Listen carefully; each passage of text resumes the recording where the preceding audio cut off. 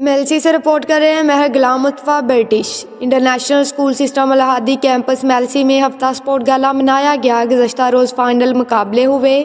Sports گالا کی اختتامی تقریب سے اسکول کے پرنسپل ریٹائرڈ آرمی افسر فلک شیر نے خطاب کرتے ہوئے کہا، ہم نصابی سرگرمیاں طلباء کے ذہنوں کو تازہ رکھتی ہیں۔ اسکول میں منعقد غیر نصابی سرگرمیاں طلباء کی ذہنی نشوونما کی ضامن ہوتی ہیں۔ انہوں نے مزید کہا، صحت مند جسم صحت مند دماغ پیدا کرتا ہے اور صحت مند دماغ نہ صرف تعلیم بلکہ زندگی کے ہر شعبے میں نمایاں کردار ادا کرتا ہے۔